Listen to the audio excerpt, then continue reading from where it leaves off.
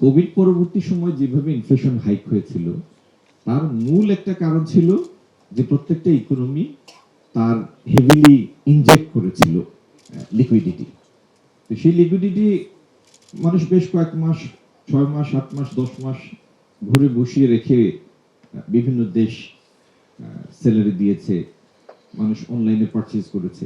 তারপরে যখন আবার মার্কেট ওপেন হলো, অফিস আদালত ওপেন হলো, সেই পেন্ট আপ ডিমান্ডটা বা এই যে কনজাম্পশনের একটা আকাঙ্ক্ষা, টাকা তো পকেটে ছিল, তো সেই মানে কেনার পরিমাণও বেড়ে গিয়েছিল, এমন একটা সাপ্লাই গ্যাপ হয়েছে দেশে দেশে।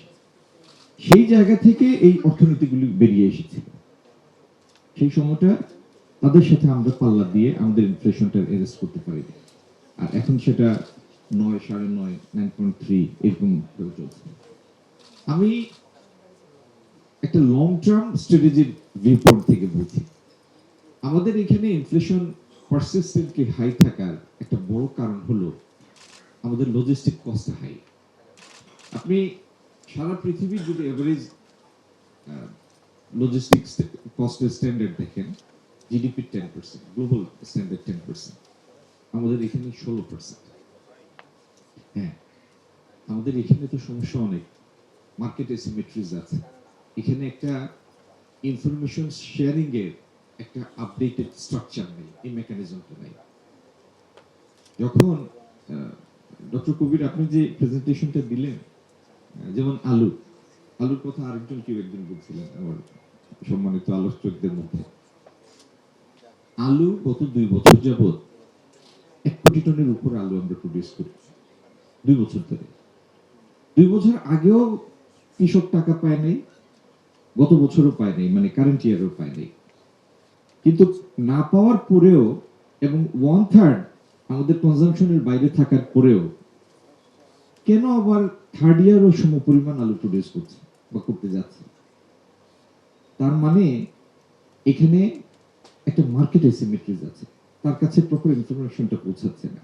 অথবা এই সহজ চাষটা বাদ দিয়ে এই জায়গায় কি রিপ্লেসমেন্ট এসে যেতে পারে, এটার জন্য তার কাছে প্রপার ইনপুটটা নাই।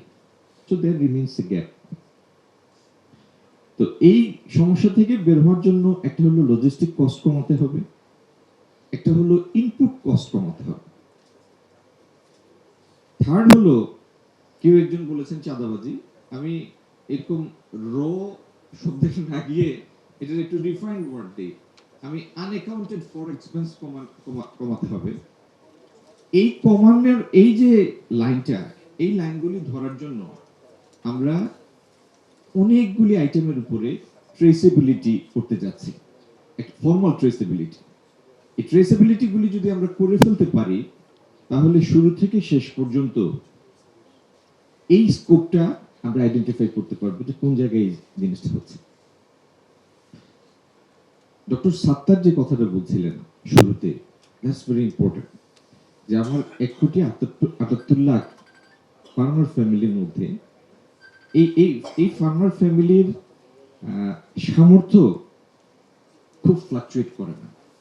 কারণ তার প্রডিউস বেচার পরে তার কাছে যে সারপ্লাস থাকে এবং মাঝখানে 3-4 মাস যদি তার জমি লিনও থাকে, ওইটাতে হয়তো 4 ফসল হয় না, হয়তো 3 ফসল হয় বা 2 ফসল হয়, সেই সময়টা হয়তো উনি অন্য কাজও করেন, কিন্তু এটার কম্বাইন আউটপুট দিয়ে যেটাই উনি পান সেটা পুরোটাই তার কনজাম্পশনে চলে যায়।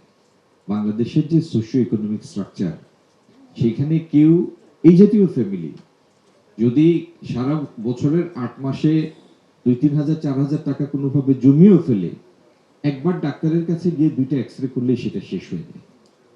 এটা হচ্ছে বাস্তব। এখন এই যে তার হাইয়ার ইল্ডে যাওয়া, 3.5 টন থেকে হেক্টর থেকে 60 টনে পৌঁছানো, ইনভেস্টটা কে করবে?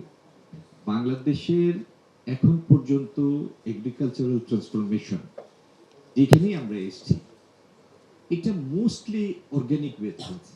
অর্গানিক ওয়ে, খুব যে স্ট্রাকচার প্ল্যান্ড একটা ওয়েতে আমরা বাংলাদেশের একটা অংশকে মেকানাইজ করে ফেলেছি, বা এখানে রিসার্চের রিফ্লেকশন খুব বেশি মাত্রায় এসছে, ঠিক এক্স্যাক্টলি এইভাবে পিনপয়েন্ট করা যাবে না। মূলত অর্গানিক ওয়ে টেস্ট সরকারগুলির তো মানে কনজিকিউটিভ সরকার, মানে কোনো একটা সরকার না, সবগুলি সরকারের কিছু তৎপরতা ছিল। বিশেষ করে ৭৪-এর দুর্ভিক্ষের পরে সব সরকারগুলি সেন্সিটিভ যে সার্ভাইভ করতে হলে কখনো খাদ্যদ্রব্যের অস্বাভাবিক উল্লঙ্ঘন হতে দেওয়া যাবে না, এই বিষয়ে একটা সেন্সিটিভিটি সবসময় কাজ করেছে। এবং কনজিকিউটিভলি প্রত্যেকটা গভর্নমেন্টই এই সেক্টরটা সাবসিডাইজ করার চেষ্টা করেছে, সার পৌঁছানোর ব্যবস্থা করার চেষ্টা করেছে। সার এখনো হেভিলি সাবসিডাইজ, বীজ এখনো হেভিলি সাবসিডাইজ। তো কিন্তু প্রচেষ্টাটা যথেষ্ট সমন্বিত হয়নি।